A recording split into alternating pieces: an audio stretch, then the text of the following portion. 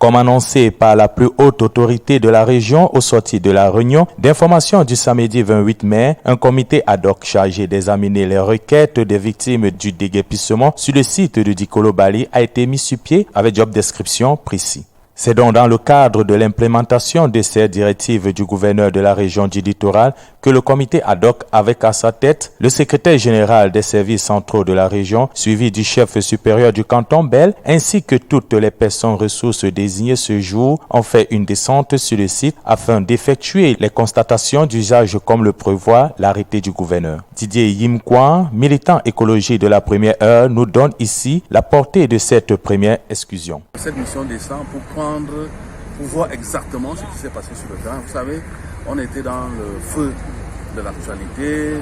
Il y a des informations qui n'ont pas été recueillies.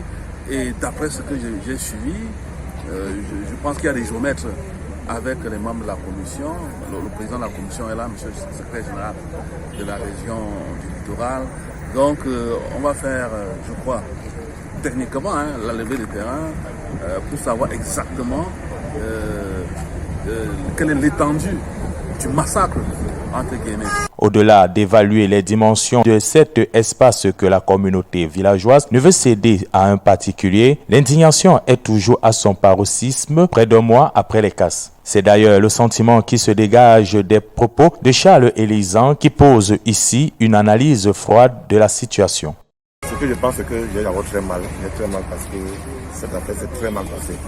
Il y a eu de la mafia, il y a eu beaucoup de mauvaises choses qui ont fait en sorte que ce terrain qui est celui des Belois leur a été arraché. Et de manière frauduleuse, les fonctionnaires l'ont rendu en domaine d'utilité publique en y mettant des titres fonciers. Pour que eux, en retour, les mettre à disposition du promoteur. Ce n'est pas bon. Heureusement que la haute hiérarchie de la République a décidé de corriger ce tort en instruisant au gouverneur de la région littorale de mettre en place une commission qui est présidée par le secrétaire général du gouverneur, qui est sur le terrain en train de travailler pour permettre à ce que l'union soit faite et que les uns et les autres rentrent dans leurs droits. La présence d'un géomètre indépendant en action ce jour sur le terrain est forte révélatrice de la supercherie qui se trame dans le noir. En effet, jusqu'ici, le titre foncier immatriculé TF 750W au cadastre n'est pas encore formellement repéré et fait l'objet d'un maquillage qui a de la peine à passer même pour un aveugle.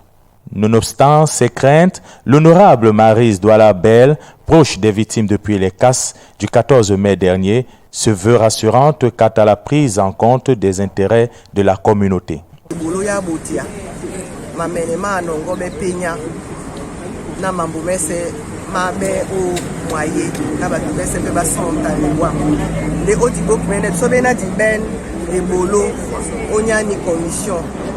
La pla au ben sona babeleni kanandi réserve et le temps que na ibolo ebolane ndembo wa ila kisale bisona dititina dibola ebolo yena e sibenene biso museng somboa.